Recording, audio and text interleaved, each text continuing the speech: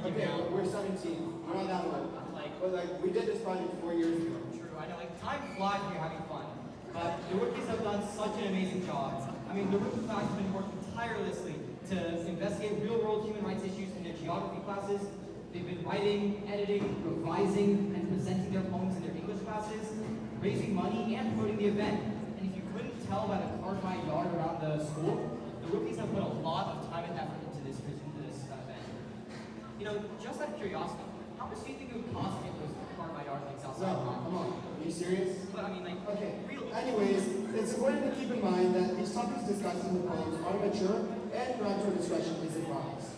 These learners are speaking about issues that interest them and that they are passionate about. And regardless of personal beliefs, we are still supporting both the performers and the victims of these injustices. Events this evening include live performances, the silent auction, the bake sale, t-shirt sales, and of course, a couple hours of our corny jokes. You know, this event is hosted, planned, and executed completely by learners. But we would still like to give a huge shout out to their academic facilitators who have worked tirelessly to support and organize the learners in their English 1 and geography classes. Thank you, Mrs. Bentz, and thank you, Mrs. Boyd.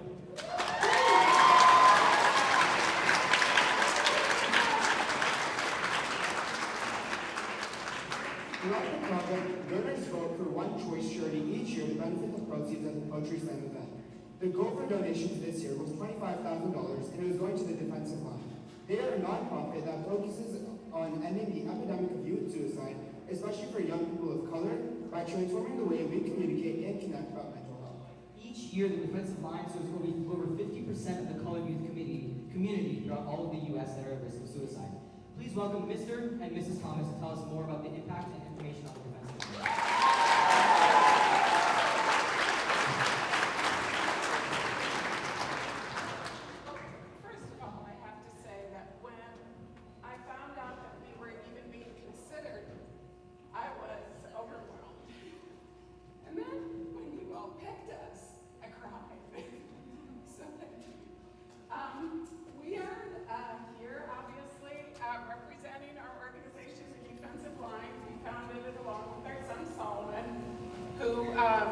Is with the Jets, and Walter Payton, Man of the Year nominee as of today.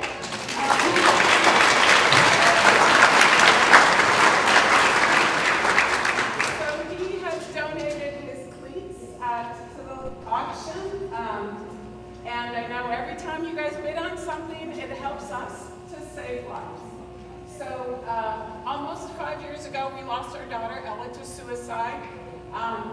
Those kids that were seniors, or in my class at that time, I was teaching at North, are now seniors in this district. And time flies, and time helps to transform.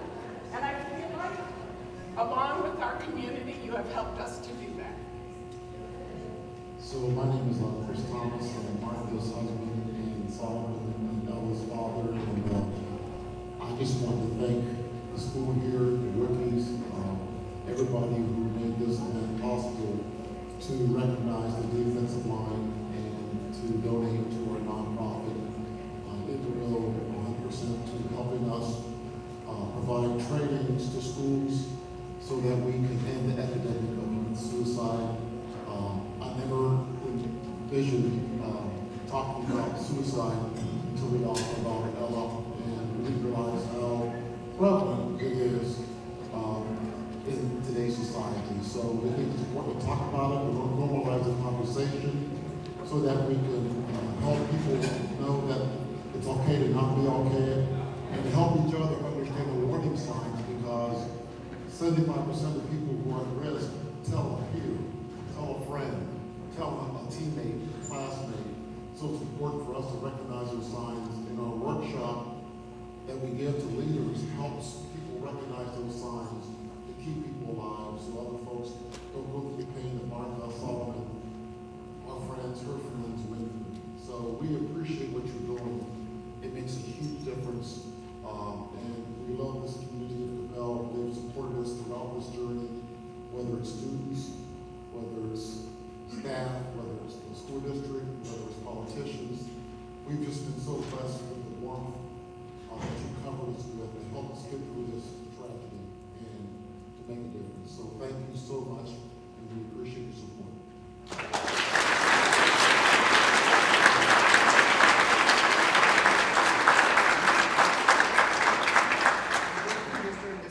For taking the time to talk about the defensive line.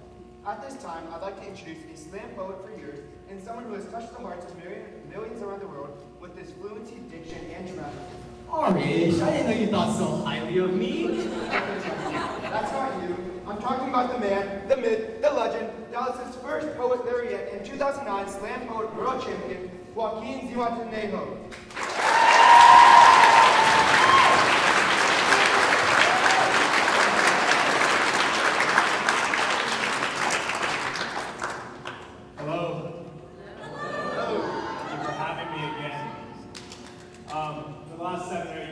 Part of this program by coming and facilitating workshops, and there are some amazing, brilliant students in this building, and that's a sign of great teachers and great administration and even greater parents.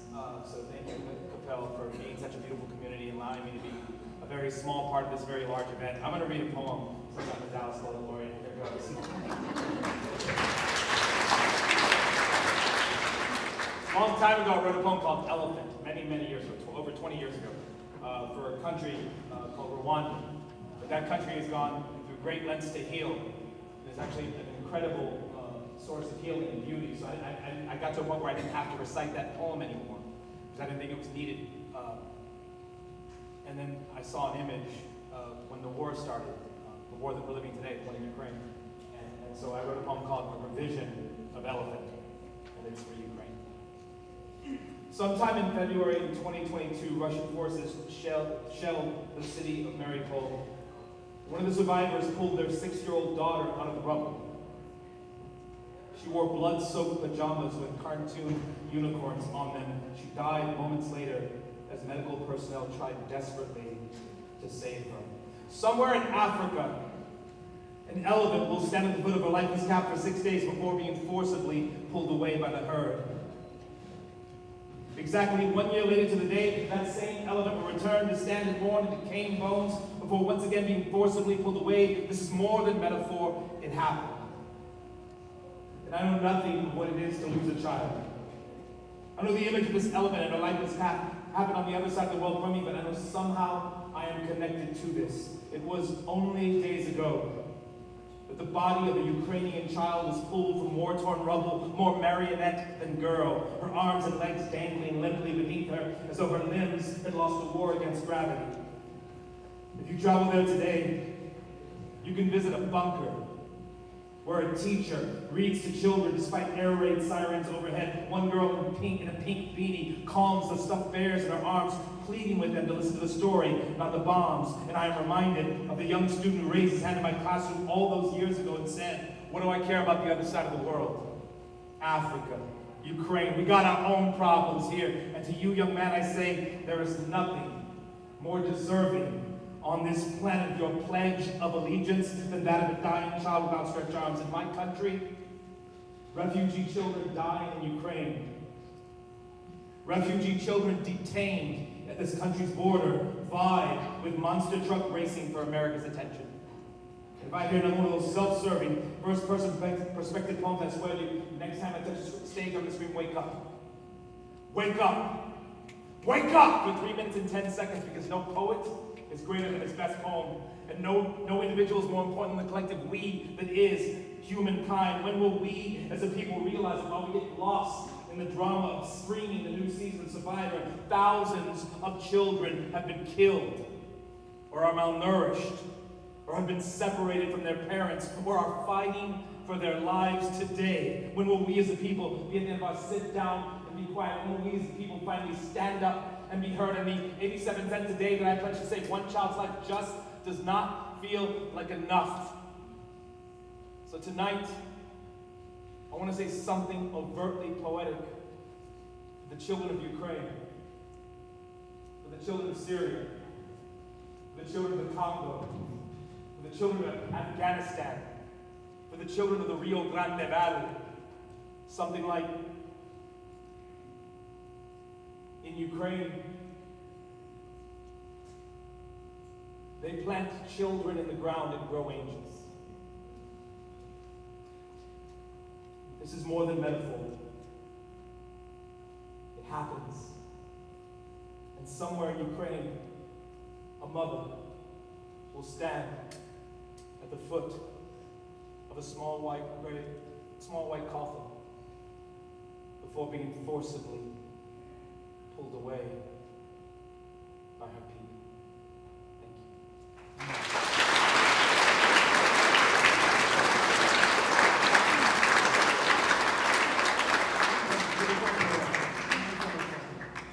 We're going to continue this event with the seniors coming to present some poems that they've been working on in their English classes. All right? Where are you going?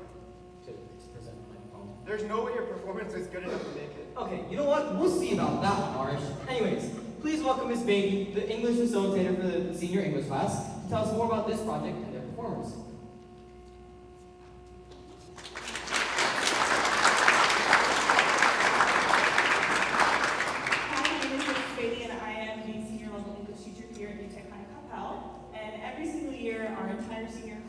Participates in the Poetry Out Loud competition, which is a national level competition where students have the opportunity to earn upwards of $20,000 in scholarships as they head to college in their future years.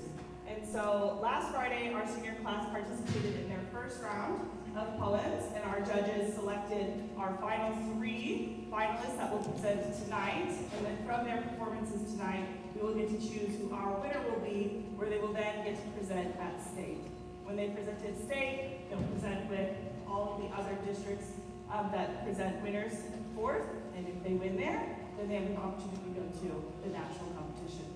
It's a great competition. The Poetry Out Loud Foundation provides free materials to students and staff to help encourage students to be more open towards poetry. And so with that, each of our seniors that will present tonight will present 2 separate poems. They'll present them one right after another. And they're graded on 6 different criteria. They're graded on physical presence, voice and articulation, dramatic appropriateness, evidence of understanding, overall performance, and accuracy. So with that being said, our first performer is indeed our MC, Amachinua.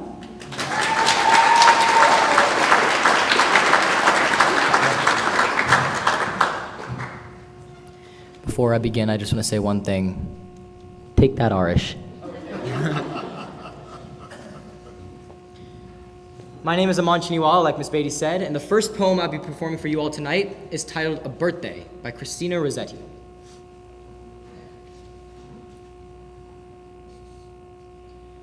My heart is like a singing bird whose nest is in a watered shoot.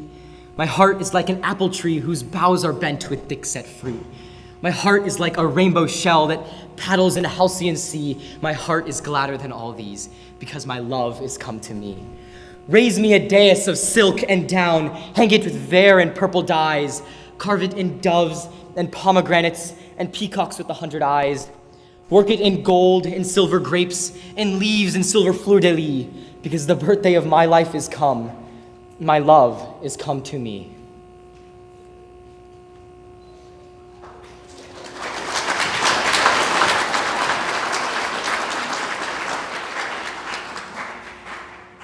The second poem I'll be performing for you all tonight is titled Invictus by William Ernest Henley.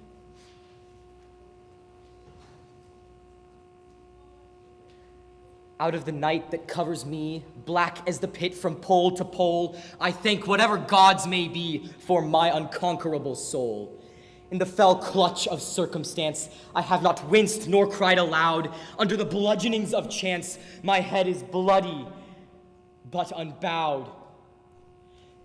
Beyond this place of wrath and tears looms but the horror of the shade, and yet the menace of the years finds and shall find me unafraid. It matters not how straight the gate, how charged with punishments the scroll. I am the master of my fate. I am the captain of my soul.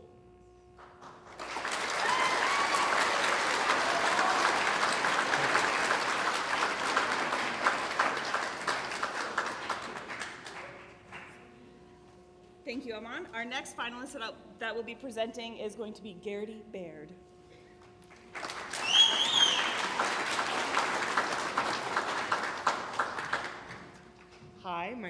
Charity Baird, like Miss Beatty said. And the first poem that I'll be presenting is Acquainted with the Night by Robert Frost. I have been one acquainted with the night. I have walked out in rain and back in rain. I have outwalked the furthest city light. I have looked down the saddest city lane. I have stood still and stopped the sound of feet when far away an interrupted cry came over houses from another street, but not to call me back or say goodbye. And further still, at an unearthly height, one luminary clock against the sky proclaimed the time was neither wrong nor right. I have been one acquainted with the night.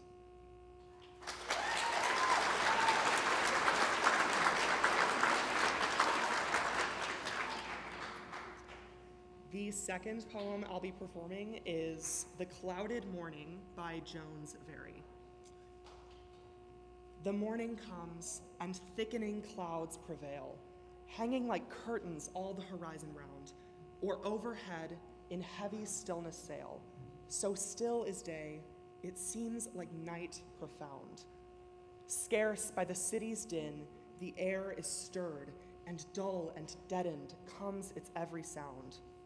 The cock's shrill, piercing voice subdued is heard by the thick folds of muffling vapors drowned. Dissolved in mists, the hills and trees appear, their outlines lost and blended with the sky, and well-known objects that to all are near no longer seem familiar to the eye. But with fantastic forms they mock the sight, as when we grope amid the gloom of night.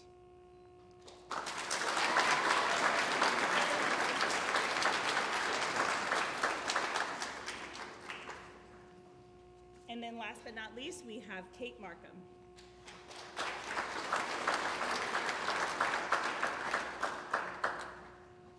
All right, hi everybody. Like Miss Beatty said, my name is Kate Markham. The first poem that I'm going to be presenting for you this evening is called Mrs. Kessler by Edgar Lee Masters.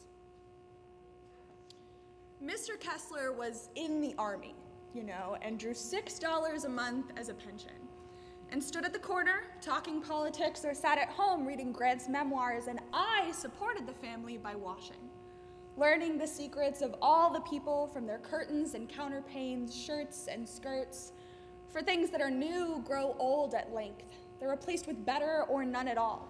People are progressing or falling back, and rents and patches widen with time. No needle or thread can paste decay, and there are stains that baffle soap, and there are colors that run in spite of you, blamed though you are for spoiling a dress. Hankered have their secrets. Life knows all about it. And I, who attended Spoon River, swore face without thinking it looked and ironed. The poem that I have for you this evening is about to end, and my grandparents are in love. Parents are in love by Kara Jackson.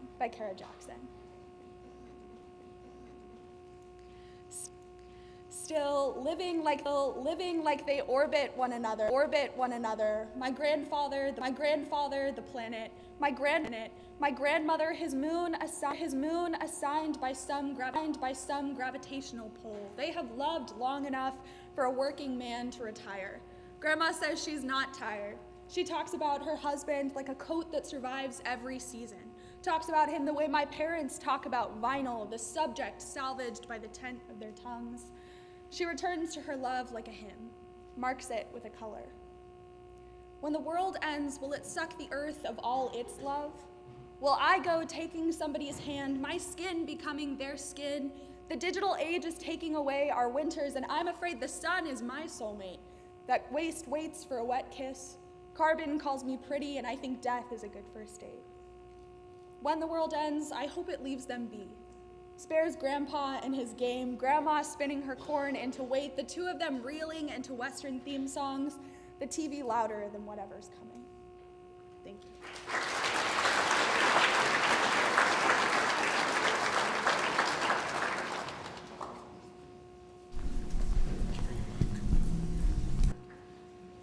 It's a little harder to get up and down these days. Thank you so much for your time. We're going to announce our winners later this evening. I do just want to say that our freshmen get to present every year here, and so it is really a beautiful moment of a full circle for our seniors to get to present as well, especially to potentially earn this wonderful scholarship opportunity. So thank you.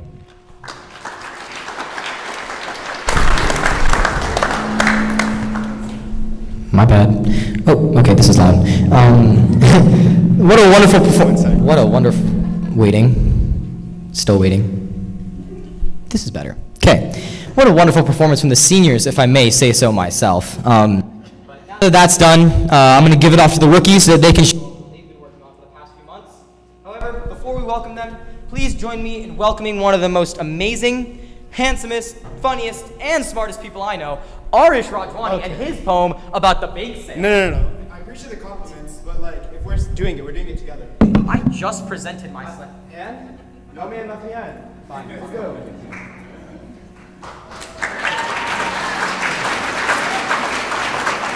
Getting a bit too much of an ego boost there, bud. The bake sale, a thing that looks so small but has so much meaning. Second by second, minute by minute, the bake sale calls.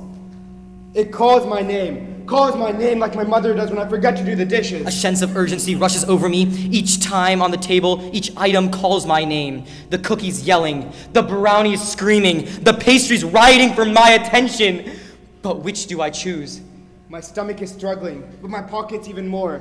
They used to tell me that money doesn't buy happiness, but I say it does. It buys me food, the only thing I care about. I buy until I have nothing left. Cookies fill my pockets. Pretzels crumbling in my mouth. I take a bite. A bite until I am full. But the cookies are still screaming my name louder. And louder and louder until I can't anymore. I'm full. But now, it's your turn. Wait, do I smell quesadillas?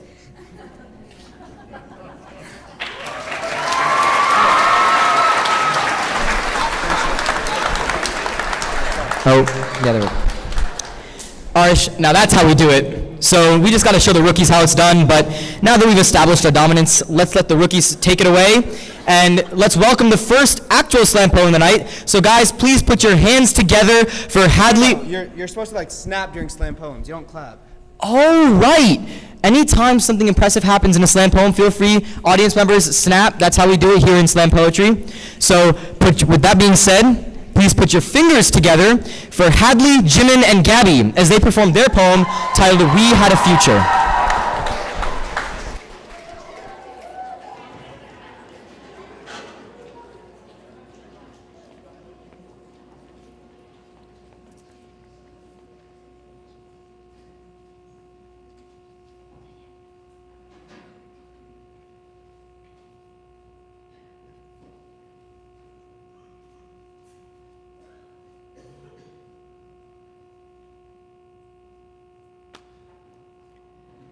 My name is Marzia Mohammadi, daughter of a known.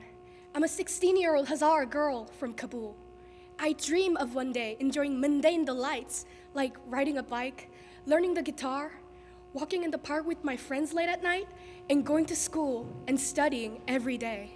Going to school every day until the Taliban took their town, exterminating hundreds upon thousands of Hazara girls' dreams, imposing extreme restrictions on women's rights and freedom, closing schools and banning girls from getting an education. The Taliban have built a barrier that the girls will never be able to cross. Being stuck at home for one day, hoping that this will end soon, hoping that the Taliban will reopen the schools, but they never did.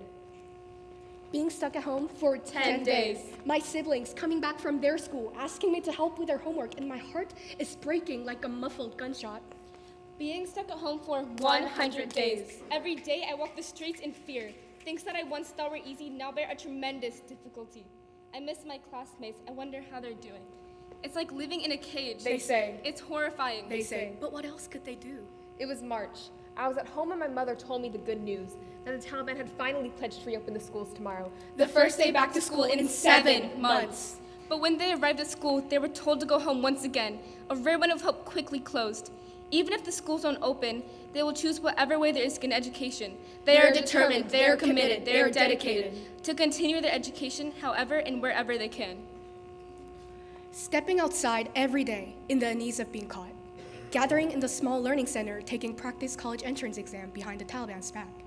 An hour into the session, the blast went off. Starting with a few gunshots, getting closer and closer, smash! A huge bomb explosion tore through the inside, the smoke slowly arising, suffocating us one by one. Dozens of dead bodies and wounded people lined the floor, still holding on to their pencils and paper in both their hands. This bomb attack claimed 53 lives and maimed 110, 46 out of 53 of them being girls and young women. The Hazaras were repeatedly targeted in countless genocidal attacks because of their race, ethnicity, gender, and simply their love of learning. So they marched through the streets chanting, Naan Kar Azadi, bread, work, freedom, demanding equity, justice, and basic human rights, demanding the recognition of girls' right to education. But again, we fall into a cycle of hatred, violence, and dehumanization. My name is Hajar Mohammadi, daughter of Abu Zahir Munakik. Every day I walk the streets and a man stands next to me, calls me a name that is not my own. It is always daughter of, wife of, mother of, sister of, but never once my own. I live in fear of femicide in my own home. I stay in my place in fear of being killed. To them, we are a problem. I am a problem. And the only way to get rid of a problem is with a gun in their hands and no mercy in their souls. The protests only go so far. These women will continue to fight. Thousands dead for an inch of freedom. Women being beaten for standing up for their rights. Women taken from their homes just for speaking out. Women shot for protesting. The push factors are towering over them, yet they can't leave. They can't immigrate as individuals, they can barely move unless a man permits them to do so. They sought to find a glow of light at the end of this infinite labyrinth of torture and nightmares. We weren't just born to eat, sleep, and stay at home. Every Afghani girl, every girl in the whole world has an opportunity to make changes for the development of their country and the world. There is no way we can develop without education. There is no value in this world without education. Education is a fundamental human right, and nobody is authorized to violate it. We are determined, we are committed, we are dedicated. My name is Marzia Mohammadi. I had a future. My name is Hajar Mohammadi. I had a future. My name is Hawa Haidari. I had a future. We had a future.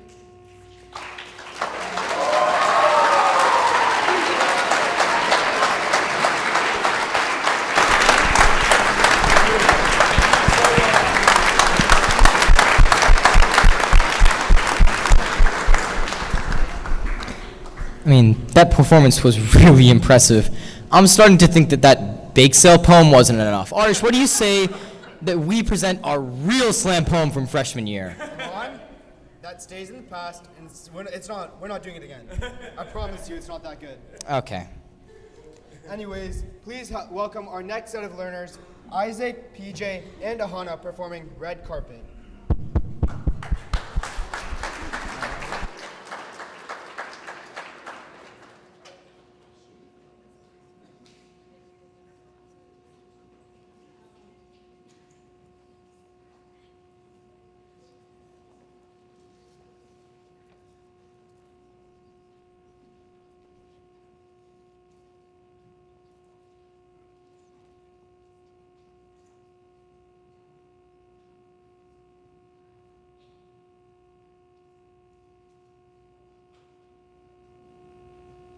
Many girls grow up longing to walk that red carpet. A picture of grace, affluence, and sophistication painted in their minds. A stunning velvet red carpet stretching toward their legacy. The unknown fact is this admirable red carpet actually used to be white. It is now stained upon generations of abuse, of inequity, of femicide, of speaking out for their rights. For what's right. Every morning when I was little, in our American suburban home, my mother would ask me, "What do you want to wear today?" I would pick out any clothes I wanted, any color of any shirt or sweater or skirt. Freedom of choice. A privilege taken advantage of. Meanwhile, girls just like me are being imprisoned for what I do every morning. They're walking along that beautiful red-stained carpet in a forced fashion show of shackled futures. Walk. A woman publicly disagrees with the dress code thrust upon her. Walk faster. She is thrown to the ground and beaten. Please, I beg of you, she has done nothing wrong. What I say goes. You can't do this to her. All I did was speak my thoughts. Shouldn't there be more to this? My sister is the kindest person I've ever known. I never thought she would be defeated by something so meaningless, but as I watched... What I say goes. Help me! The clothes on my body feel less like cloth and more like a beating heart with every kick, punch. I wish to be far, far away from this horrific system, but... I believe this is the best for you. Indonesia's establishment puts too much focus on the hijab while neglecting the issue of human rights. I am Mahasa Amini, age 22. I am Urmia, age 16. I'm Dali Madani, age unknown. We are not objects. We are not less than men. We reserve the right to express our individuality. Walk. I was forced to leave my school for showing my hair, my body, my face, myself. Walk slower. They want me to marry someone that I've never met before. I'm expected to serve him, to devote my entire life to him. To a man I've just met, I'm not my own anymore. I'm his. Indonesia ke bangsaku, bangsa dan tanah airku, marilah kita bersatu. Indonesia bersatu. I wanted to be an engineer. A dancer. A politician. An artist. My own person by my own choice. Not a servant to a man who treats me like a toy and dictates what I wear. But those are just forgotten dreams now. The Indonesian government recognizes Islam, Hinduism, Buddhism, and Christianity as religions, but no matter their beliefs, women are still forced into the same dress code. Women are divided into a stereotype, unable to hope or feel, plagued with strife and external disease projected onward by every comment. Every judging look. Every accusing glare. Every hateful crime committed. I am Indonesia's government. What I say goes, and what I believe is the undeniable truth. I declare women simply as distracting objects meant to hide themselves from the woman in the mirror walking that red carpet. Run! Women everywhere protest and retaliation, refusing to allow an authoritarian regime to destroy their children's shackled, withering futures! Run faster! These women are trapped in their own clothes. Unable to show an ounce of their own beautiful skin. On this eternal red carpet, scarred with plight and the sacrifice of their mothers. Men praise women for covering their bodies, thwarting their voices, while employing punishment and violence. Forcing women to cover their hair and bodies, tens and thousands of women are being abused physically and emotionally. Forced to pay fines for not cooperating with the state-imposed dress code. Most girls go their entire lives without having to walk that vicious, unforgiving red carpet. Others are subject to its torture. Walking. Running. Crawling. Along that red carpet like a march on death row.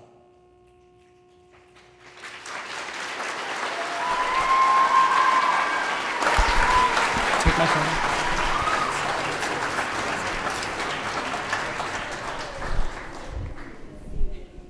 What a phenomenal performance by those three. Poems like the ones you will hear tonight really help us open the eyes to the injustices occurring in today's world.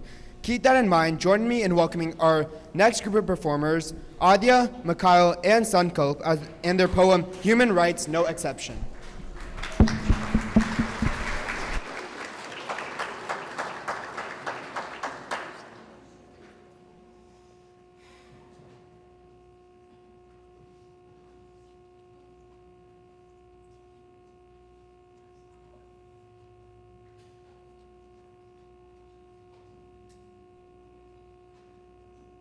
Status quo, quote unquote, the land without a people, for a people without a land. A land of people, yes, but Muslims aren't at hand. They settle for the settlements, but not settle for the tyranny of 750,000 Palestinians forced to leave their own land. They seek progression or regress to a culturally homogenous state, a state of oppression, suppression, and violent arms length concession. Originally 6.2% of Palestinian land taken, that turned to 85%. The expansion of land and the contraction of perspective, beware of the contradictions of the subjective. For this we shall not stand. We protest for our freedom. First in 1936, now 15,000 dead. 70 massacres from first the British, now Israel. Armored vehicles and armed soldiers make themselves a common sight. We're outarmed in this imperialist fight. The regime of Israel continues to expand. In the names of the fallen people, for this we shall not stand. The Mayflower Pilgrims landed on native land to develop ideas of old world development, a promise for expansion. The Israeli settlements flooded and restored Palestine to develop ideas of modern development and expanse of the biblical promised land. Zionist David Ben-Gurion, the Israeli Washington, washed away the people's Palestine just as we did the natives, washed away in history, washed away as a collective consciousness, washed away in the Israeli conscientiousness. A nation built on dehumanization. A human rights exception catered to the imperialist authoritarian conception, an exemption from decency. You may wash away races. Wash away guilt. Wash away history. But you will only wash away your ideals. The state's Israeli ideal cleansing ethnicity, Israel's authoritarian bleach. In this myopic long-term perspective, weakness is diversity. It may be white and blue or red with stars, but its flag will be forever faded. Originally rationalism, a land for the oppressed, now the oppressor regresses into ethnic nationalism. In its cleansing of another, it deteriorates itself. It degrades, it breaks, and eventually is left destitute. Israel is left divided in class, only united through ethnic purity. Its populism propagates policies, the highest degree of capital, Israel, its private property. These natives are only roadblocks to divinely promised homeland. Become conscious of this tyranny.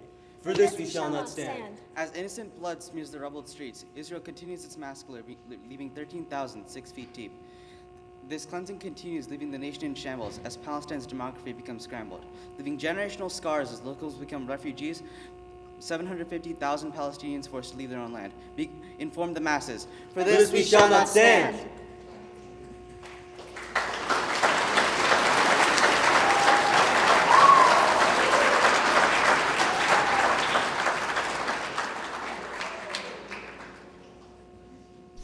Thank you to those three for an outstanding performance. Now it's time for our first group of 4, Mateo, Maddie, Kayla, and Zara, performing Escalator Ride.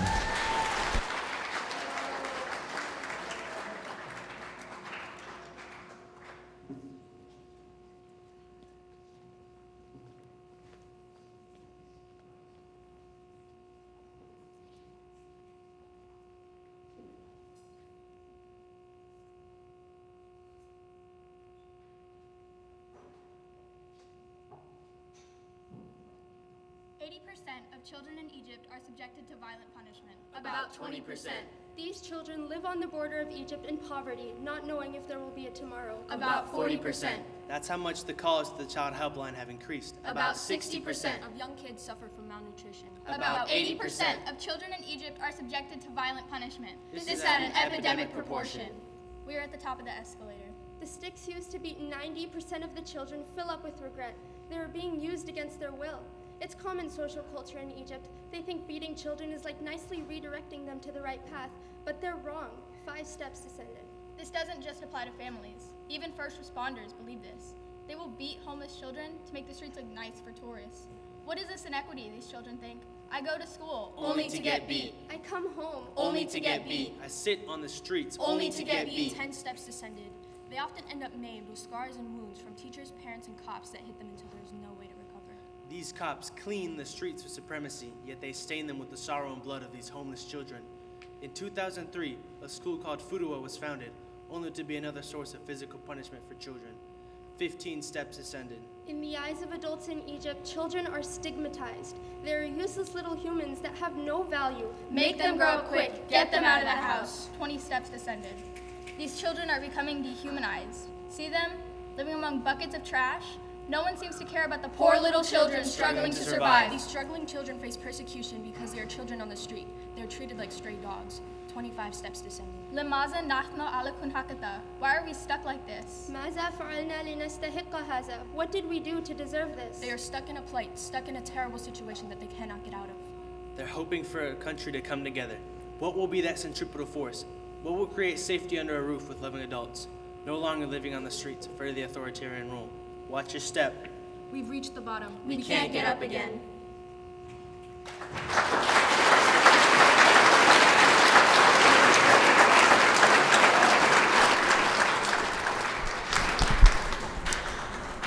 Arish! Bring the fire extinguisher, because these rookies are on fire! I think we need to work on the dad jokes, because that was kind of sad, man. Okay, well, my dad jokes might need some work, but you know what doesn't need any more work? What? This next set of rookies. Charlie, Evie, Sky, and Becca performing their poem, Stolen. I can't with you, Amon.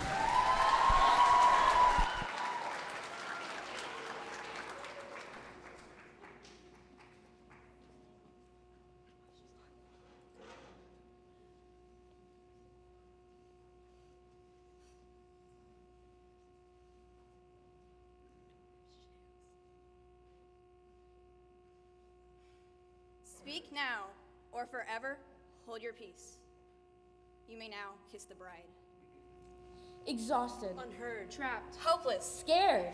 I do. Children in Nigeria are being kept like beasts, forced into marriage with no way out. 43% of girls married off before 18, their education stripped from them, their childhood cut short. I do. So many poor, driven to the point where they must sell their own daughters just to have food on the table. Sold to traffickers and to men. For money, for religion, either way, these children don't get a choice. I do. They're dehumanized, treated as chattel. They're exploited, used to bear children, having to behest to the decisions of others that only work to harm them. 26 Nigerian states voted against child marriage. 10 still continue to practice it. They need equity and escape from their suffering.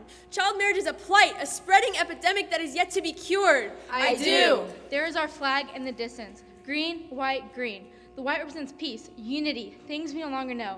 The lives that have been stolen on this so-called sacred ground, but it is sacred no longer. I do. My life before marriage was better than now. My parents have completely cut me off. Obiama 18. I discussed going back to school with my husband, but the way he's feeling, he is not interested in that. Rachel K, 18. I wasn't told I was getting married. I didn't even know what love was. Karima A, 17.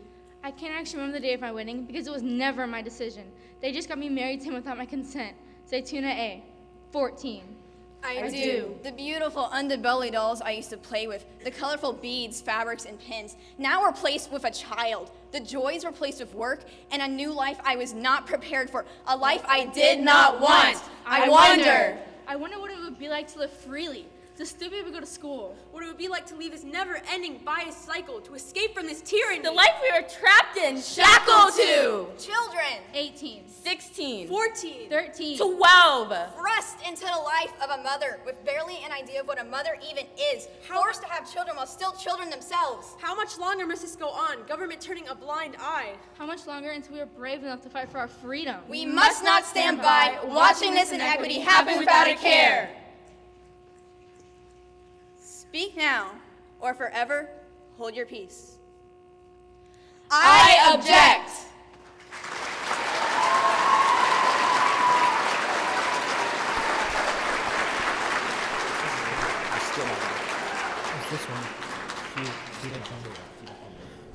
Wow, that poem really did steal my breath. Moving on, join me in welcoming our last group before the intermission, Kaden, Husafa, and Pranav, performing Toy Soldiers.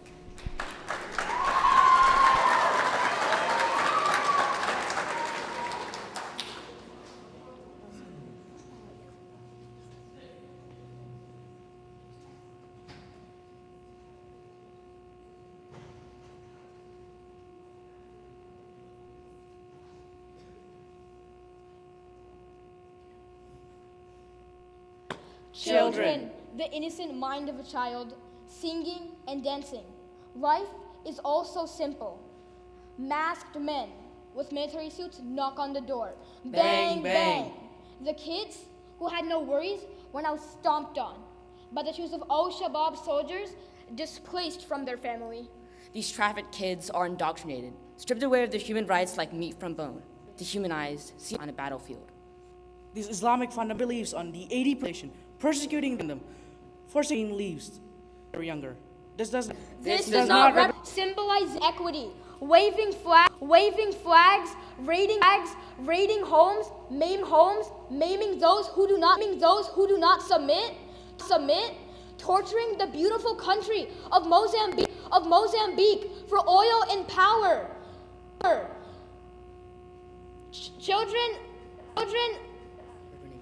Children that used to play in urban neighborhoods now filled with a barren wasteland.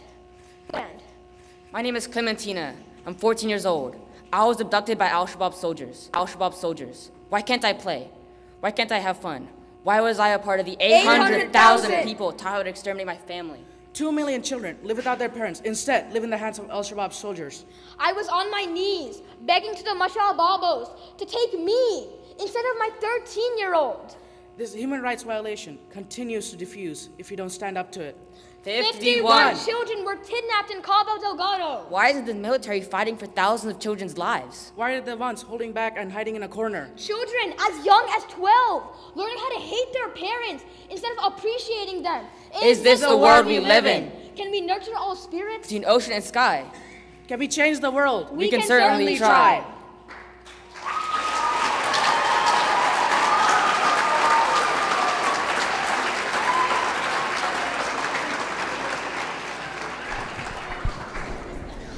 Thank you, Caden, Huzefa, and Pranav for that stunning performances. I mean, wow, learning about these injustices really does help open my mind.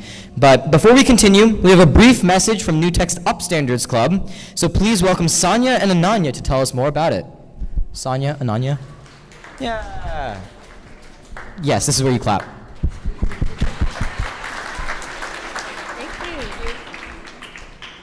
Hello everyone, my name is Sonia Pilar. And I'm Ananya Pilla. And we're both members of the Upstanders Club here at New Tech Kapau. The New Tech Upstanders Club collaborates with the Dallas Holocaust and Human Rights Museum in order to recognize the efforts of upstanders against injustice. Our definition of an upstander is simple: an individual that creates meaningful change within our society through actions that alleviate injustice. Some traits that upstanders exemplify are persistence, sympathy, courage, and dedication. As the Upstanders Club, we strive to help students develop such traits that will allow them to grow as individuals who bring positive change to our community.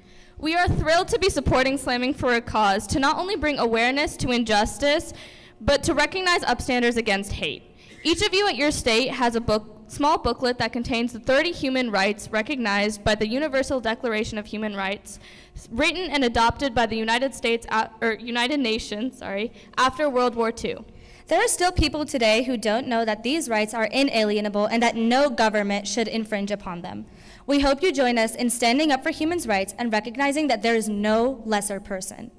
Also in the Human Rights Declaration booklet, there is a small flyer for our student organization. We hope that you will join us on Flex Fridays as we not only host guest speakers who are upstanders, but also facilitate change in a world that is ridden with injustice. Thank you.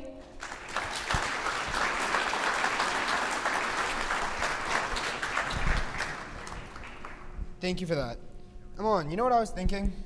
What were you thinking, Arish? You know how you talked about injustices earlier? Yeah. Well, the biggest injustice of them all is how finger-licking, spaghetti-slurping, bowl-licking, cheese-melting, mouth-watering those baked goods are. Well, I mean, that's one way to put it, but are you sure you're not just saying that because you helped make them? No. Okay, maybe, but I would never do such a thing. But what y'all should do is during the intermission, be sure to go check out some of the baked goods that the rookies did make.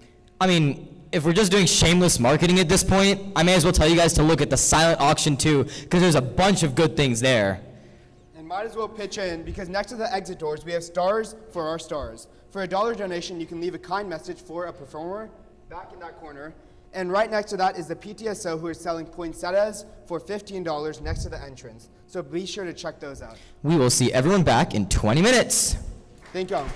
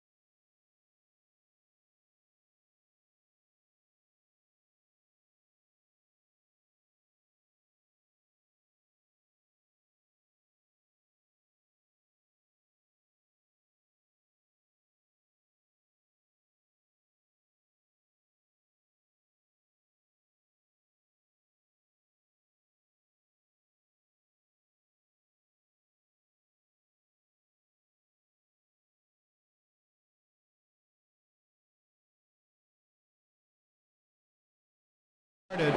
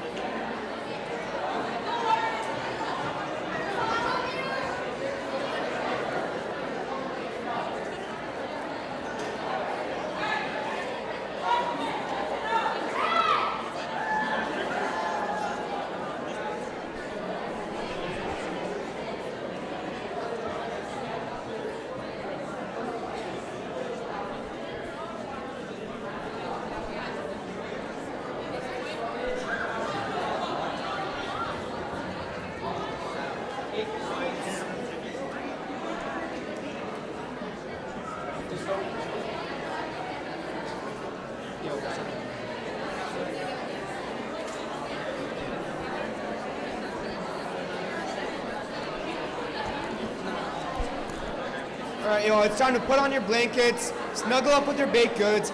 We're gonna close the doors and we're gonna get started with our next set of performances. All right, it is awfully loud in here, and as we all know, for the slam poets that are going to come up here, it is very important for us to be quiet, and that's the whole reason we have the snapping instead of clapping.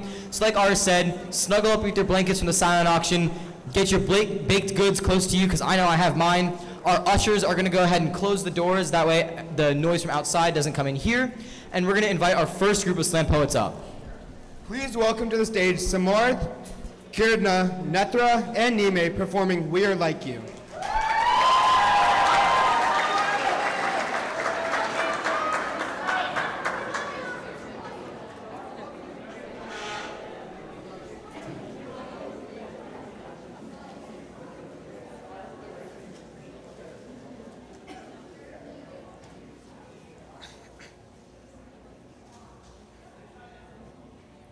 Bolivianos, el hado propicio, coronó nuestros votos y anhelo. Es ya libre este suelo, ya ceso servil condición.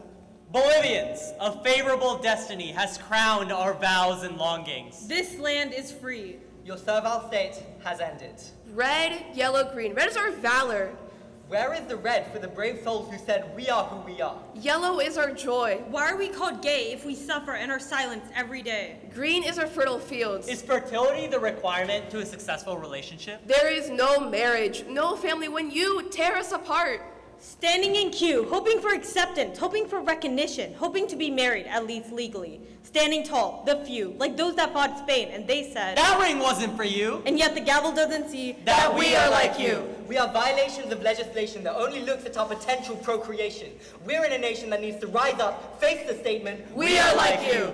We're standing before tribunals, standing before those who judge. Their hands hold power, power that should not have been taken from us. These hands stereotype. They see us at face value, like they're coins. We are not coins. We are like you. Look at the basis of this country. You promised us equality for all, but you indoctrinate the children. Teach them how to hate and make them scared of our love. Our love full of innocence. In a sense, your innocence soon turns to ignorance, venomous, spewing hatred in your best interest. While politicians gain interest from their propaganda and campaigns, turning your resentment against us into more financial gains. You stray from your roots, acculturation. Say we've lost our roots, assimilation. You refuse to hear our plight, even when we are like you. You fierce Neo Jesus, and you send us to camps to stamp out the gay, using the Lord's disguise. Your disgust, your indulgence in age-old straits. There is no equity in your hatred, so why do you claim there is? There's no agenda in love, so why do you claim there is? We are like you. 5,205,000 people! They stand by and do nothing. To do nothing is to hinder. 5,205,000 people! Stand idly in actionless epidemic. That's 44% of Bolivia,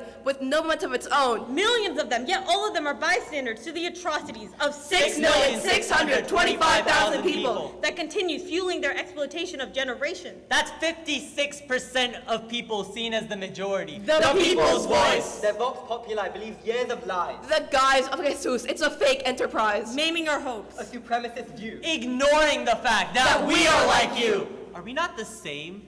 You and I? Do I not feel happiness or cry? You keep wishing for me to die. Yet my love keeps me alive. You're unified in my despair. You're disgusted by my tears. You pretend that you're fair and separate me from my peers. At work, you despise me. I'm allowed to live, but just barely.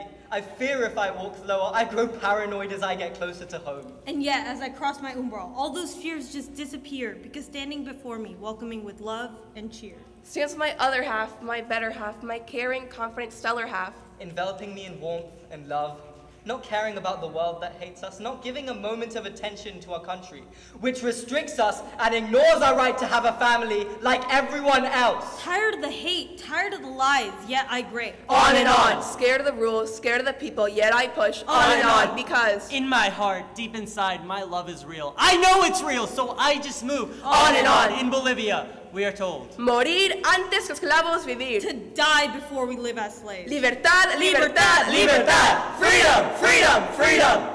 Finally, when I think I'm free, I turn to the audience and hear, I object. When will it be okay? When can I be normal? When can I be accepted? When can I have children without fear of them being called unnatural? When can I walk outside without fear of being called unnatural, even though we are just like you?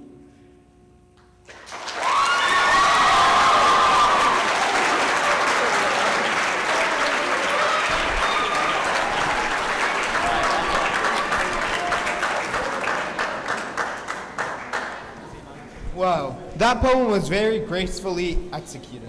You know, Arish, speaking of graceful, over the weekend I went to see a couple New Tech students participate in a ballet performance of the Nutcracker, and I must say, it was one of the most beautiful things I have ever seen. In fact, one of our next performers actually was a part of the production. Welcome to the stage, Olivia, Revathi, and Sydney performing Flipper.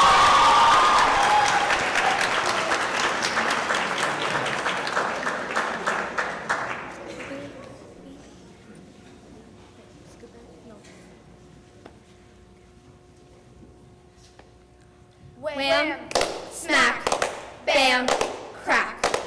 My vision is blurry. I can't see clearly. I feel cold air and a piercing stare. My parents aren't here. I'm drowning in fear. The shackles bind me and out flow tears. My life flashing before my eyes like a flickering flashlight. On. I'm 5. I must show respect. I look down at the dusty, dirty ground. My teacher is talking to me, but I mustn't meet her eyes. This is my social culture. This is my ethnic culture. Off. Then dark, thrown into a detention cell. My heart is beating faster. There's another boy. Younger, frailer. His wounds sink into his skin. Painful stories within. His skin is no longer a child, but that of a wounded soldier. We are in a depressing internment. On. I'm 9. The sound of the news creeps into my ears. 237 cases, 10 years, 1 hospital. Child abuse in my home, Bahrain. Less than 5% resolved. So last night, for the other 95%, a chain of chants crawled through the streets, diffusion of preposterous ideas. We need justice. Protesters gave their dissent about these wicked events, but the hierarchical diffusion does not give human rights attention. Off. Why don't they care? Where is the equity? When did my home become so unsafe? Is this even home? Screams howl, stinging my ears in the dark, gloomy atmosphere. Seeing this all, I am dazed. My tears are capable of creating oceans. Fear is growing on my face. Why does no one hear me? On. I am 12. We are standing, singing the national anthem of this country. The arid land, humid, hot summer smell of halwa, samosa, and tikka fills the streets. Women dressed in black, veils, men dressed in modest thobes. And we look up, our flag that waves high above in the sky it flies. 3/4 red, 1/4 white, and triangles represent Islamic pillars 5. Nationalism flies through us. We are proud, we are strong, on. Someone drags me back to another dark room. No one will hear my screams. The officer's anger fuels his hits harder, faster. My skin is numb. I will not confess. I will not confess. I will not confess. He says he will stop. I confess. I do not feel pride. I do not feel strong. Wham, smack, bam, crack. I am now 16, persecuted. Men who were supposed to protect me now leave marks, gashes, cuts, and bruises along my body. Abused in my home by the country I adore. I used to feel pride, now mostly fear. My country is full of inequity. My home is no longer safe. My mind plummets. Flicker. Darkness. I am Syed Hassan Amin, age 16. But I am also Saleh, 15. Akram, 14. Abdulaziz, 13. Mahmoud, 13. Ahmed, 13. Fadi, 13. Qasim, 13. And Adam, he was only 12. United. By a centripetal force. We must fight. We must stop authorities Abusing rights. Wham. Smack. Bam. Crack.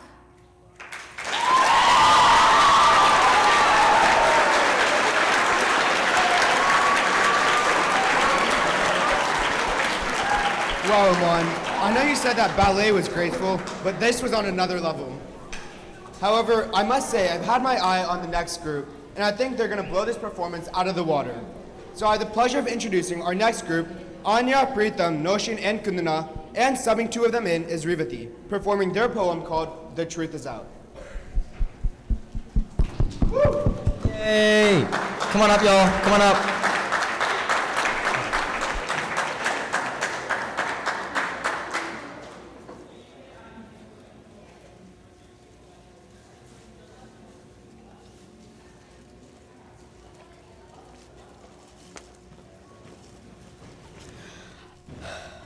I can shout all I want. It will not matter.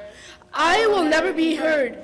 The red of the man's turban is only half as red as the blood dripping from my maimed mother.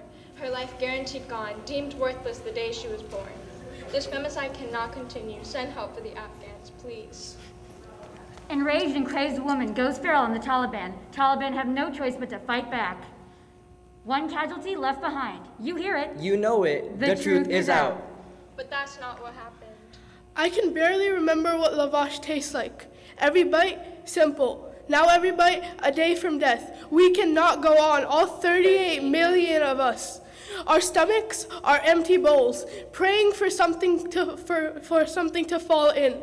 I beg of you, feed me. We cannot go on protesting this hunger. Help us, please. Small food shortage in Afghanistan, but the people have been able to hold on. Truly inspirational. You hear it. You know it. The truth is out. But that's not what happened. Pens, pencils, gun. Pens, pencils, grades. Pens, pencils, grades. Pens, pencils, and a gun. And for what? For being a woman? For posing a threat? What threat do I bring by knowing 1 + 2?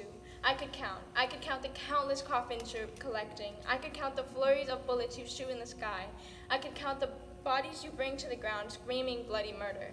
But the only threat is the one that brings to myself, simply, solely by learning. Education in Afghanistan is slowly deforming for some people, but the Taliban have it under control. You hear it. You know it. The truth is out. But that's not what happened. Rhyme with no reason, grave revelations. Can the right verse that I write or that he recites make the tyranny end? They say it's Nazar. Stop making these statements. You dissent, they resent, and they retaliate with hatred. We've crossed 7 seas, but I'm self-separated. Stand by as my pride becomes persecution. Funny how these are the fundamentalist fears that you teach, but you don't care to follow the ideals that you preach. Weather in Afghanistan is going to be subtly cloudy with low humidity. Stay tuned for more weather updates. You hear it. You know it. The truth is out. But that's not what happened. Isn't it? It isn't. What are you trying to censor? My shackles? My starvation? My life? We had no choice. Where has my voice gone? We are screaming just as much. Where has my trust gone? We could never keep in touch. What are you doing? Being used as stepping stools. Why are you doing this? For their 11 rules. They were tools meant to fuse the truths and the lies. They deny their words in the vox populi of the various people they make cry. With their new regime, our news is used to bend to censorship and reprise just to survive. Pick a side, do or die. Because all we ever do is die. 6,400 citizens just trying to share the truth. All 6,400 fired for not forfeiting to their 11 rules. 11. We must prepare reports in detail strictly to the government communications, and we must prepare for consistent cover-ups, suffering, and shut-ups, thrown at the people screaming for the world to hear, but they will never know. 10. The GIMC has outlined a way to make the media outlets and journalists' reports abide by the rules. Just how can they prioritize the strict following of the rules over the people who suffer for them? 9. 9. Assimilate to only publish the truth. Our youth is starving in a large abyss, which is something you cannot dismiss. Assist, help, instead of worrying about our Yelp. But no, you go on and stitch our open mouths closed. 8. Matters that could bring a negative impact on the public's eyes, see, or affect morality should be handled carefully. Do you see what I mean? It scares me. 7. Matters that have not been confirmed by officials must be treated with care. The same care that you treat us with? Are you unaware? 6. No unbalanced reporting. Well, was that even my choice? To write or to die? 5. No disrespecting journalistic principles. Proceeding in a world where I might not have my voice? No choice. My writing is now a hoax, and I choked when I spoke those words out loud.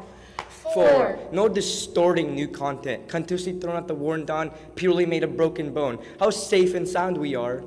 3. No disrespecting the privacy. Your privacy is leaving lives behind you, see. 2. Consulting national odds to think that these laws. 1. No comments that are contrary to Islam, or at least what they think it is. 70% of media outlets have already closed down. Malala Maiwan, a reporter's body on the ground. 32 journalists down as soon as Kabul was overtaken. There was no hope left after the country was shaken. You hear it, you know it, the truth's gone south. And so people out there never knew. They never do. The world will never hear us. Not unless they know. They may spoon feed us poison, but they cannot make us swallow. You hear it, you know it, the truth is doubt.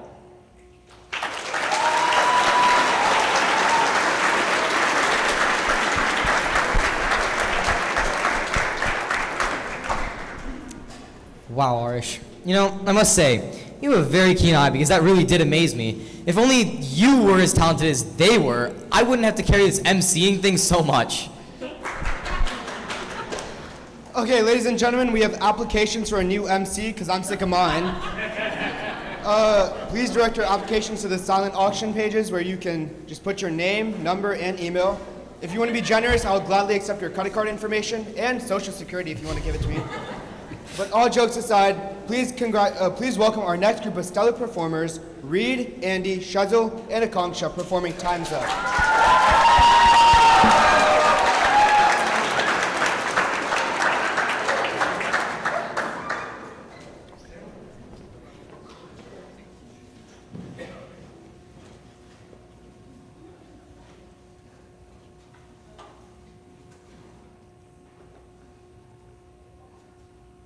The sun reflects off of tall glass buildings. Men heading to work. Women heading to kitchens. Shielded from society with a black cloth, a cloth darker than the oil holding up this economy.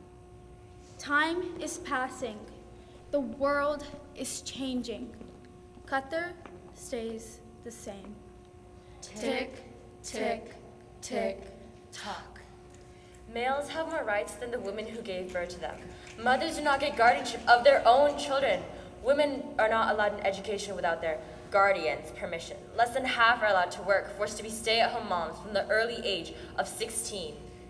Tick, tick, tick, tock. Supporting their enemy, supporting their captor, constantly cautious and conscious of their actions, living in fear, shackled like cattle in a curved tunnel, walking towards a doom they cannot see. A terrible fate with a husband whom they cannot escape. Tick, tick, tick, tock. They are expected to show patriotism towards their nation, a nation that does nothing for them, a nation whose courts openly show bias against them, a nation that hinders their educational growth, a nation whose symbols don't even reflect the state of their country, an emblem that shows dignity, a flag that represents peace, yet women feel fear even in their own homes, forced to stay still and silent while their husbands rape them. I was obedient. Where did that get me? Tick, tick, tick, tock. I'm Bataina, a Qatari woman with a 6-year-old son. I've been trying to get a divorce since 2016. My husband cheated on me constantly throughout our 7-year marriage. Again and again and again. I tried 3 times to get divorced, but every time they are on the man's side. Talk. I am Noof, a 21-year-old Qatari woman. I decided to leave Qatar after years of domestic abuse. I was only allowed to go to school and back. Anything else and I could expect a beating. I managed to escape and sought refuge in the UK. While there, I was promised protection from my deranged family if I came back. Upon returning, I was immediately sent to them. No one heard from me for weeks. My shouts and protests brushed away, and my country's strong winds. Talk. I am Asma, 35 years old and a mother of 2 children, but my decision to travel is still not mine. My father declines what he deems wrong, so I am bound to this blistering desert, this drought-ridden city. The only waves I see are ones of heat. I have no choice but to stay stuck. Tick, tock, tick, tock. We don't need men to dictate us. We can get through plight on our own. We are not children who need someone to depend on. We can make our own decisions. Talk! Women flooding the streets, together as one. They beg for citizenship, protesting inequity, protesting the 27 laws centered around dehumanization. I am Bataina. Noob. Asma. Tick, tick, tick, tock. I am Sayla Ibrahim, a 56-year-old businessman. It's the man's job to look after his family and be in control of them. I need to know where they're going regardless of how old they are. They need my permission because I care about their safety. It's my responsibility to look after them until I die. Women, however, feel otherwise. And despite their dissent, nothing has changed. Women in Qatar are still to do as men say. Tick, tick, tick, tock. Everyone sees the oil. Our pride and joy, the secret to our wealth. What they don't see is the water underneath. The water it pollutes. The voices that it drowns. The dead it leaves in its wake. Time is running out. This country is in dire need of change. The male guardianship laws for women in Qatar.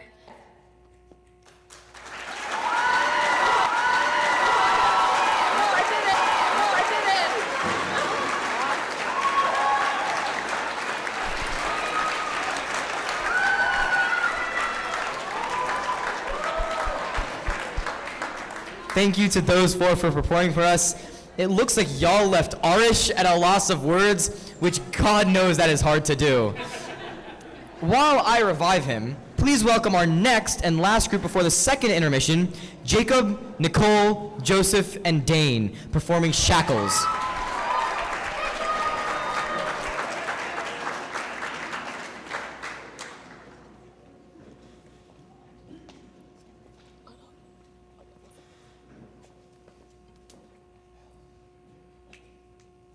Shackles is death rattles echoing throughout the streets. I watch from my window in my black school uniform. I watch from the window in my black school uniform. We feel the weight of his creed. I am being held back in the form of iron, in the form of fists. My life is not mine, it is his, and to him it is his patron of tyranny. Who am I to be told what to wear when being Muslim isn't even in my lineage? Who am I to stand still and not run through the smoke and free the bird, the nightingale that will give me my identity and my ethnicity? Tell me, Lord, who am I? 3.5%, that is 50,000 Iranians engaged, cowering from the police in our pent-up rage. We are angry, and to us we have every right to be. For the tears shed and the blood spread, feeding our uncertainty. For the lives and deaths of Asr Panahi, Serena Esmalzadeh, and Nika Shakarami. My protest is seen as a stigma, and my dissent is my dagger. My social culture is his skin tag, and his beliefs are the people's push factor shackles. Trapped like a nightingale in a cage, shackled by inequity this new day and age. Countless fathers, mothers, and their daughter, tears shed of Muslims streaming down their face like water. Won't be able to exercise our citizenship. More tourists, citizens, people under 30, children aged 15, daughters, my daughter, not be killed over a covering. Won't the 41.5 million nightingales feathers be able to flow in the wind? Won't the smell of blood, the ear-piercing ring of yelling, this never-ending war, won't it end? Won't the hundreds of morality rejected nationalism stand up for their brothers, sisters, children, ethnicity, people? When will the symbolization, this covering, become a choice? Shackles. The tranquil mountains and the solemn sand. I'm here sworn as discarded land. Nightingale flying by throughout the smoke-filled sky. Other foreigners stand among me. Social norms so distant, I fear could possibly see their persecution.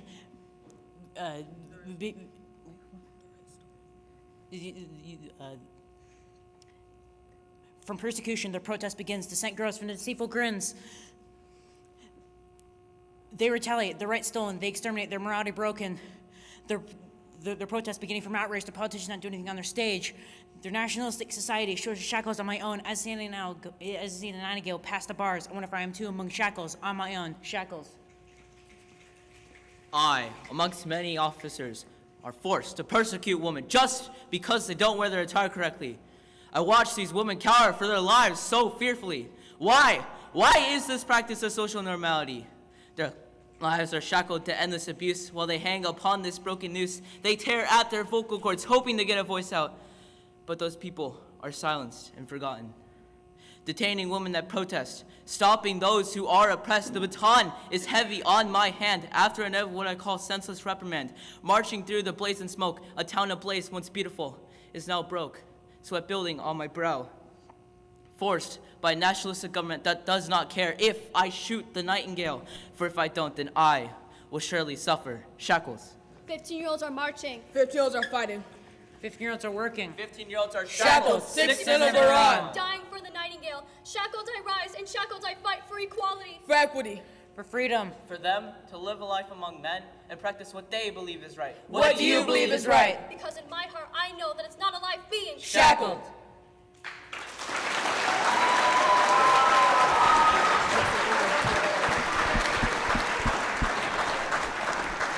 Wow, these poems are really just fantastic. And this next poem is going to add to the amazingness. Please join me in welcoming back world champion slam poet and our very own Dallas poetry laureate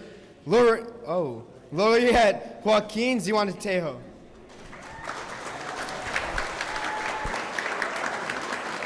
Give it up for all the young stars that touched stage tonight, right? Wow. Miss Benson, Miss Boyd, whoa, changing the world. Here's a poem for a student I taught many, many years ago. I was a public high school English teacher before I wrote my first book and won my first world championship, and I miss it every day. And this is a poem for one of those students from all those years ago, and it's dedicated to every young student in the room. This is called Poem for John. It goes like this. So the assignment I gave my high school English students was to write a series of 4 short haiku poems that distinctly say something about themselves, and then recite them to the class. These are the 4 poems that John recited that day.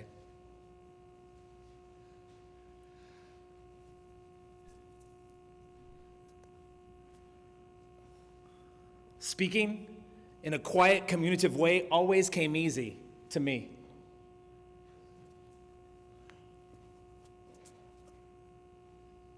Accident is equal to invention, but there's hope. I still practice accidents.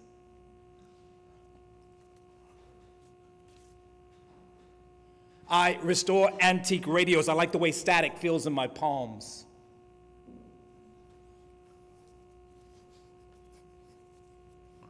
You cannot deny the lucid fact that silence must succumb to voice. And I have to let you know now, John, although you never uttered one word in class, you spoke volumes to me. And you taught me a lesson in humility, because I realized that day in my blind and deaf arrogance that I asked you to master my language without attempting to learn one word of yours. So starting today, I'll begin by learning the signs, what I feel the most beautiful spoken words in existence, words like moon, eclipse, grandfather, sunflower. And I realize now, John, if I were ever to write you a poem, it would probably sound something like this to you.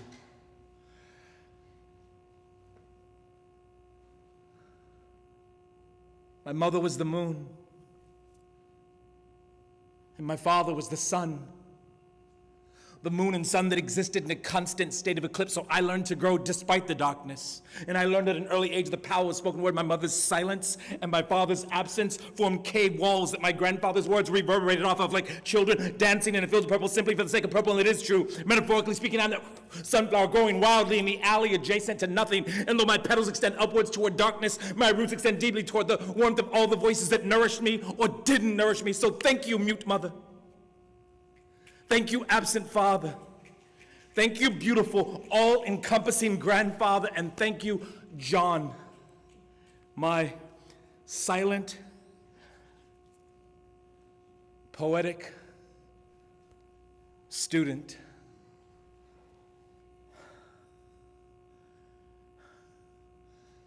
For your words.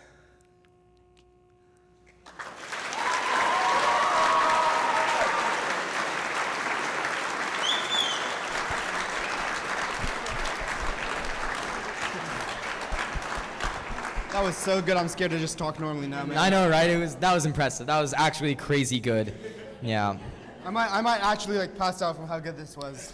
Well, you do know what they say about that. You know, an apple a day keeps the Doctor away. No one. A doctor away. That's what my mom told me. You know what they do say? A gift from the silent auction keeps the arguments away. That's true, but Arish, I don't know what you're on about. It's not like you have anyone to argue with in the first place.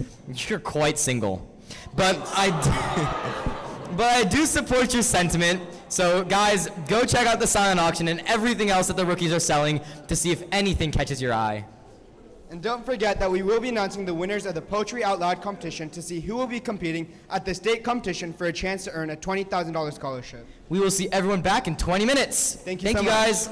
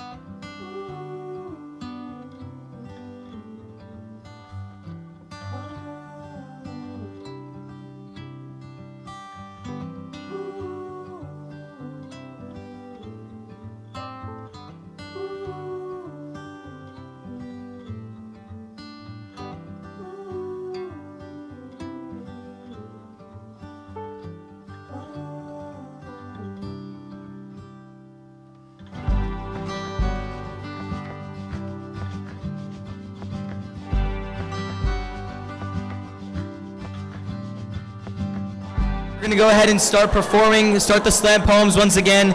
Same routine as last time, the doors are closed. If everyone could find their seats and create that quiet environment, that way we can get the best slam poems possible, that would be awesome. Thank you guys so much.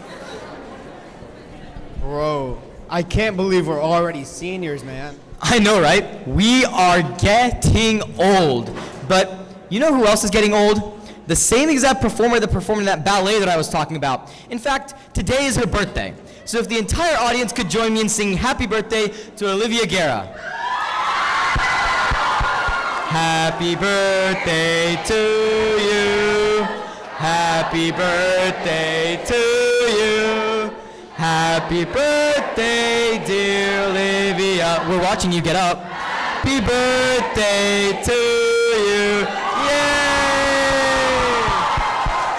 Come get your Nutter Butter. It was made with care. Go give it to her. Yay!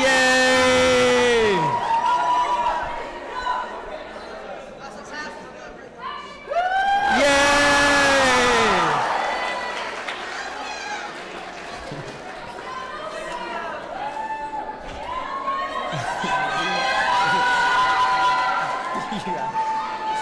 All right. You know, Arish, it's been a while, but I still remember that one time in freshman year. Remember in Bence's class that you fell off the rope? No, we don't talk about that one. But what we do talk about is what we don't need to talk about. Is what we don't need to talk about, because what stays in the past, what happens in the past stays in the past, right? Okay. You gotta say it with me, man. What happens in the past stays in the past. Thank Okay, you. That makes so sense. before more embarrassing stuff comes out, please welcome to the stage Maddie, Partha, Bhavya, and Stephanie and their poem 15.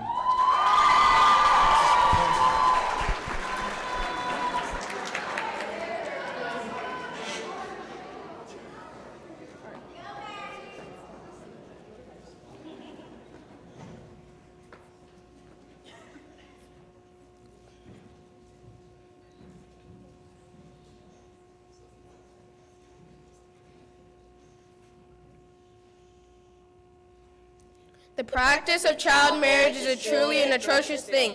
It is a practice that destroys lives, only disasters it will bring. How can parents expect underage children to be ready for this when they're at the age for school and enjoying their childhood? They're not yet mentally prepared to face marriage life. How can you expect an underage child to be a wife? How can you throw them into this play and expect them to be happy by forcing them into a lifelong commitment like marriage? Girls under the age of 20 are not yet mentally prepared for motherhood. Their bodies will not fully develop till they have fully grown. Girls under the age of 20, Pregnancies under 20 often lead to many fatal complications that rob lives of young mothers from many different and developing nations. When a child is married to a man who is much older than her, she will most definitely live longer than him. When one day he finally dies, she thinks she is free. But the epithets around her will not agree. They won't stop insulting her till her spirit's in shambles. Her life is now miserable because of these kinds of people. My eyes fixed on a horizon, looking for hope that doesn't exist. I cried and called for my brothers. My parents were dragging me away to marry a man, but none of them responded. They didn't even look at me. Do I have a future? Do I have to be treated with this inequity? Do I have to become a mother? I'm only 15. Why do I have to be shackled if I disagree? Deal with my parents' here. Did I do? My thoughts are blurry about tomorrow, just like the wind that drifts toward the seas, swaying a rumbling great sphere as I am decked in bright clothes, so white and adorned with golden jewelry. So colorful, wild, it makes me go crazy, my heart flutters with amusement. Oh, how it feels to be wedded, a dream of every bride and every lover. But I'm just a child. How will I accept the promises that we'll love each other for eternity? How will I abide by those sacred vows, even when I don't know what they mean? Knotted with tradition, upholding ancient custom, only meant for who you really love. When I don't know how to read or write, when I don't know how to cook or pray, when I don't even know how old he is, but I know that I am 15. Besides my married friends, I shout and protest. I swing and sway my signs as I march down the dirt road. But it's always the same, no matter how far I go. Is it my fault for being born a Nigerian woman? Where's the altruism? Is he even a smidge of mercy? Is it just so that they have one less mouth to feed? I just want to be free of this miserable life. 70,000 maternal deaths related to early pregnancy occur each year. An estimated number of young maternal lives that end. Health problems like eclampsia and obstructed labor often occur. Premature and prolonged labor can also kill the baby of hers. Many girls are maimed for trying to run away, but most of them fail in the end, as they wait for their fate that they try to delay, but they knew that their wedding day was their doomsday. Let's stop living the age of darkness and turn on lights. The practice of child marriages is a violation of human rights. Let us thwart this practice for the sake of humanity. Let's abolish child marriage so that people don't have to suffer from this twisted practice of insanity.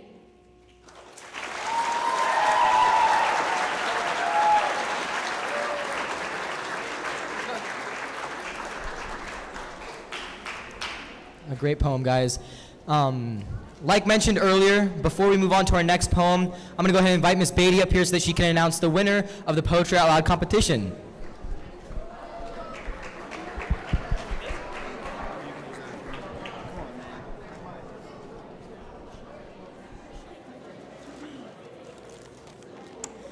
It's me again, hi.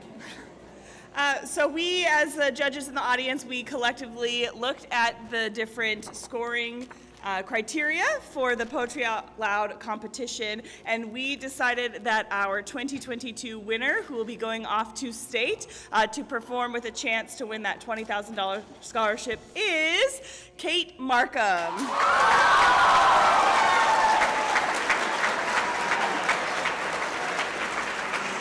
Unfortunately, Kate had to leave unexpectedly, and so she is not here to earn her certificate and flowers, but she will get them tomorrow. So thank you again for allowing us to be part of the competition, Ms. Spence and Ms. Boyd, and let's all wish Kate luck as she heads off to state.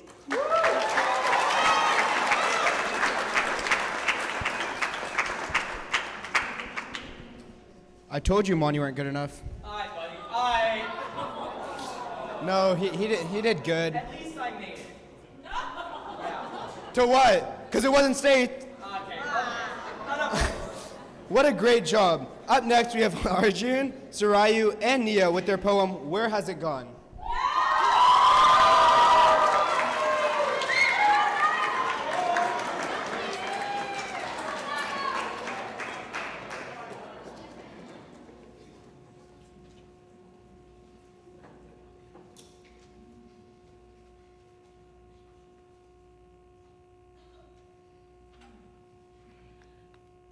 Tulsa Race Massacre, May 31st, 1921. A dead body, enveloped in ash, one of many, their horrifying history tossed in the trash. Where has it gone? The Tulsa Race Massacre, one of the most horrifying events known to the South. Did you hear the attacks occur? The word can only get around so fast by mouth. Where has it gone? My mind is flooded with thoughts, my head is spinning. I hear nothing but gunshots. Why are all these people sinning? Where has it gone? A group of white rioters set fire to the predominantly African-American town of Greenwood. Burning gasoline chokes the air, flames take flight. Where has it gone? Fire consuming our lives. What did we do to deserve this plight? 300 estimated dead. $27 million in damages. Gunshots paying across town. Blood taints my mouth. And I can smell the burning ashes of my neighbor down south. 30 million raised. 30 million. Where has it gone? They were promised money. Money was raised. 10 million disappeared. They never got paid. Where has it gone? Screams echo from the schoolhouse, and the church, and the post office, and the theater, the hospitals, and 1,200 homes. All this money promised and all this money raised. And for what? A $20 million memorial that no one asked for. Nobody asked! Where has it gone? Compensation estimation, do you take us as fools? They were lied to. We were lied to. Where has it gone? Extermination of a race. What about the Constitution? Not a single white was shackled. Why did no whites suffer persecution? Where has it gone? All they did was protest dissent to the court. This is genocide. Too many lives cut short. desecration to our homes, our churches, our schools. Do you take us as fools? But the only thing I ask is, Where has it gone?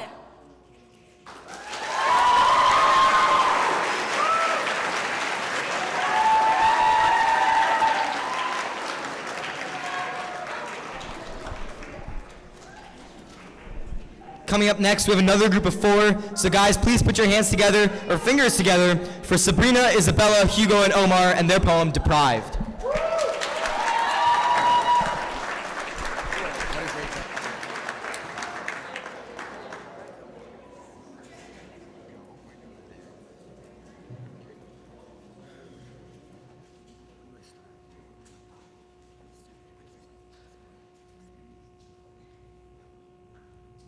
Belgium, April 30th, 2010.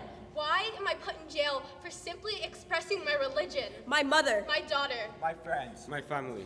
Us. Deprived. of a right to cover, Of a right to serve. of a right to dress, Of a right to faith. Of our right to believe. Of our equity. Deprived. My mother, Cassandra Boleyn, fined and shackled. One of the 59 arrested this week for following her religion, for believing in her faith. Deprived.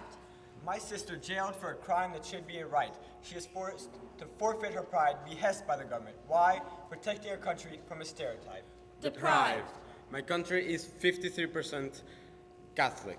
That's more than half the country. Only 6% Islam. What do they fear? We face relentless oppression from the government and from the people that don't care. They shout. Doe even normal. Get a grip. Diffus derin gacht feduri. Disgusting words, like throwing salt in an open, gaping wound. Why should I be a patriot when my country labels me as a terrorist? An idea no longer, now enforced. The inequality between me and my brothers. Deprived. They strike not only my sisters, but my mother. My daughters, my wife. She is their scapegoat. She is their person to blame. It all happened because of her, and this law is what we need. An inescapable prism of ethnocentrism and xenophobia. Keeping her only where they want her. Deprived. Prohibited from speaking. May she only move with your permission. Like a zoo animal, hiding in its cage, waiting for the next show. Deprived. They say we have no reason to protest. They said that we would be safe. And yet we cannot be heard. Silence. So we'll fill the streets. They'll hear our cries. Their cries. Our voices will spill out. My sister. Fine. My mother. Taken. My father. Broken. My friends. Scared. And me. Silence. Women of Belgium. Robbed. Denied. Stripped. Exposed. Deprived.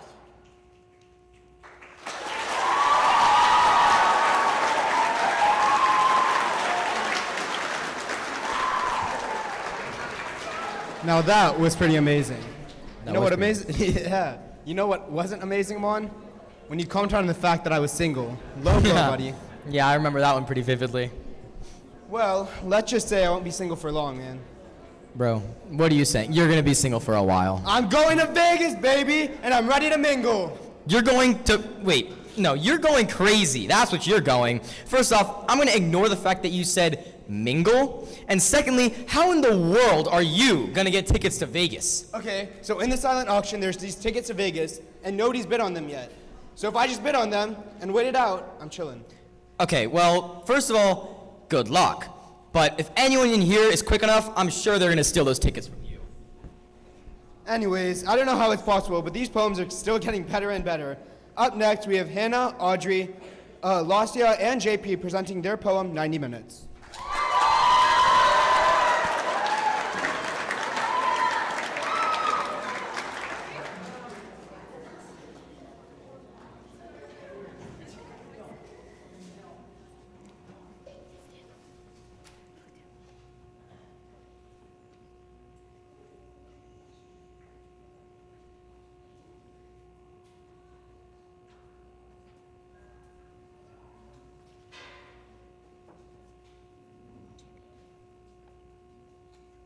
College Educational Center exam. You'll have 90 minutes to complete your exam. You may begin.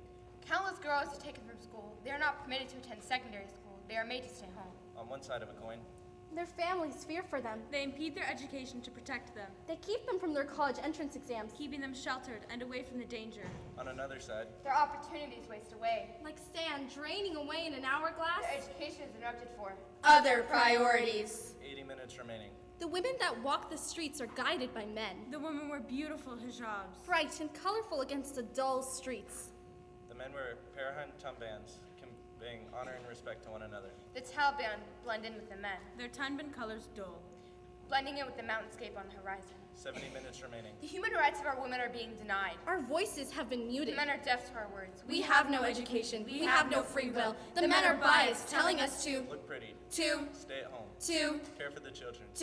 Cook. Clean. We are tied down by invisible strings. Strings that our husbands, our fathers, our brothers control. We are like puppets, and the men are puppeteers. We are told that as women, we will never amount to anything. Will never hold positions of power. The politics are left to the men. Women will never be considered equal. We are like chained birds denied flight, denied freedom, denied our choice. We have no hope. We have no future. 60 minutes remaining. My social culture allows me to move freely, to have my own free will, to plan my own future. But the cultures diverge. I'm allowed to work outside of my home. We are not. I'm allowed to wear what I wish. We are not. I'm allowed to go to school. We are not. 50 minutes remaining.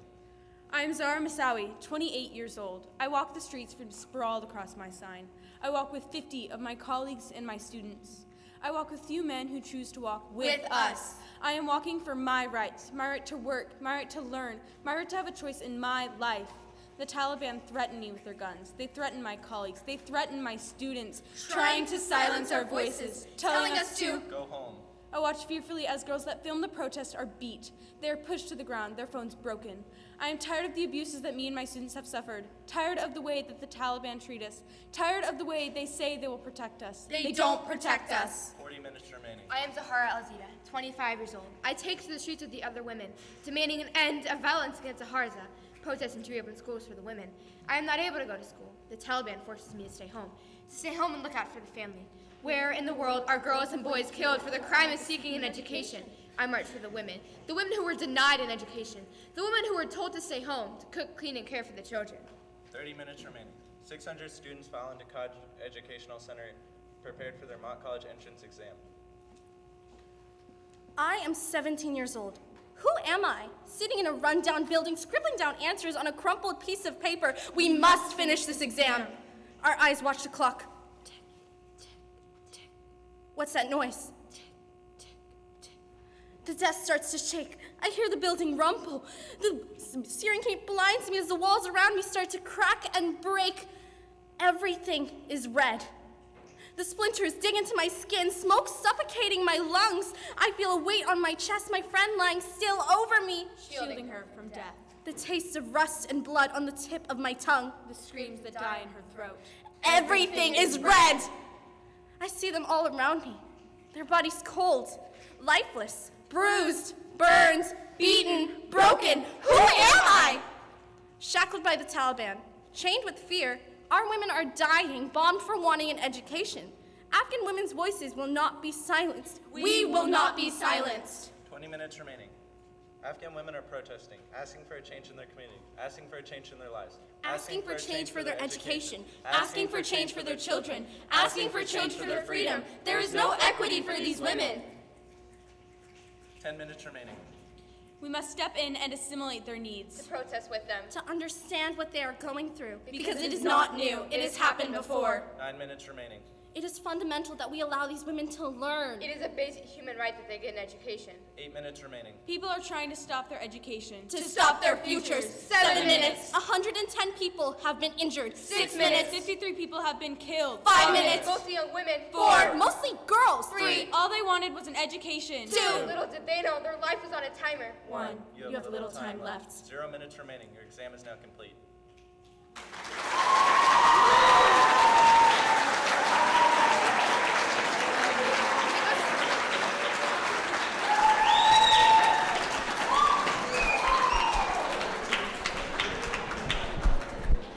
That was a really great poem. Thank you, guys. And now, audience, for our last performers of the night, please give a huge round of applause to Neil, Amari, Jane, and Mark presenting their poem, Raised to Die.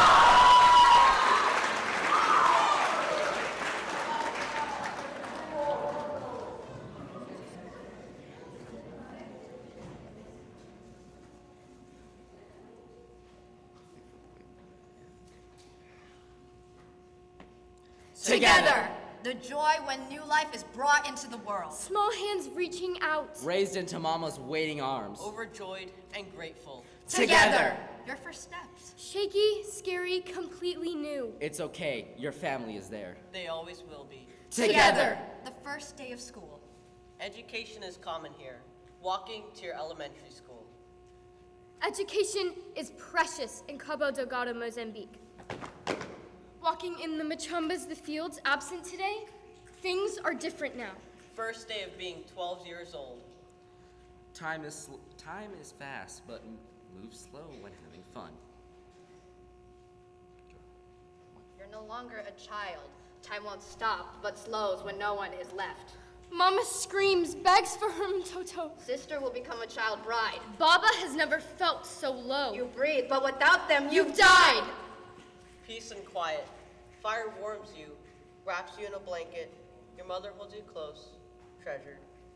Strife and screams. Fire burns you, traps you in the ashes of your home. Your mother is beheaded, maimed.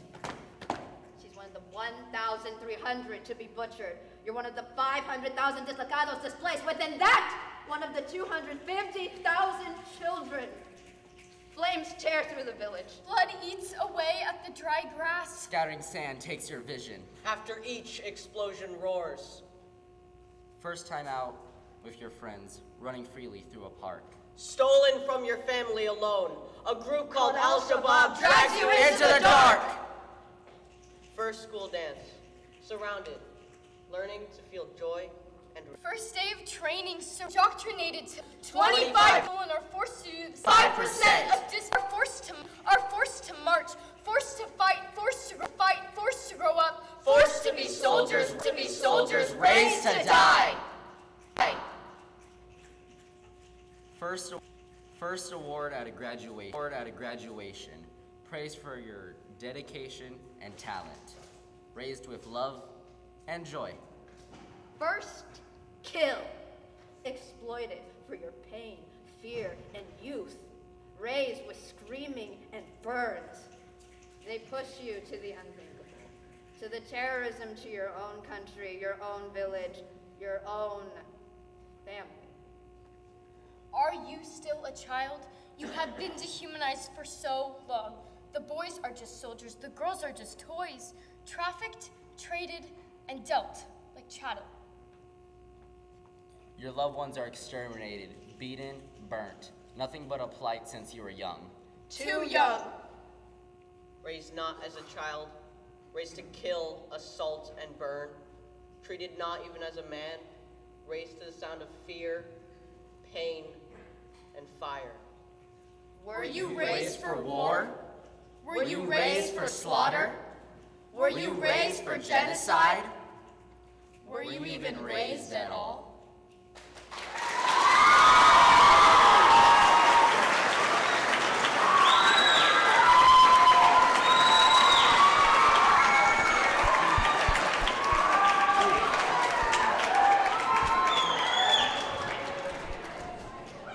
Wow, Amon, these poems never cease to impress me. Dude, these poems brought tears to my eyes. You know the last time I remember you crying was like when I got a better grade on APUSH? That was a clear memory. Sorry. Okay, well. On a serious note, what a great job to the rookies. Really, just amazing job, guys.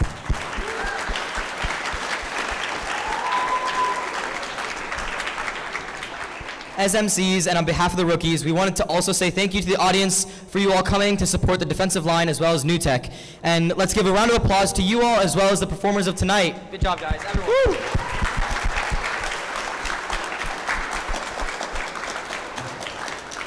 If you have not already, please consider donating as all proceeds from tonight will be benefiting the defensive line. The QR code and direct link to donate are on y'all's program, so be sure to look at those. Winning bidders can pick up items outside the gym after closing remarks, and if you cannot pick up your winning items in the evening, we will contact you and arrange payment and pickup. Winners, please have all checks written out to CISD, Coppell ISD. We would also like to thank the faculty in the district for their support, the class of 2026 for their amazing performance, and our sponsors for the night. Thank you.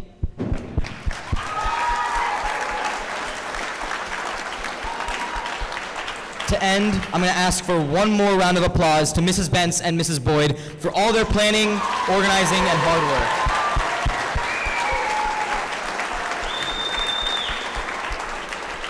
And a big shout out to our Fuse crew for getting all the technical elements of this setup. Thank you. Thank you, Fuse crew. Thank you all for coming out and supporting the class of 26 and the defensive line. Have a good night. Oh, nailed it. Yes, sir.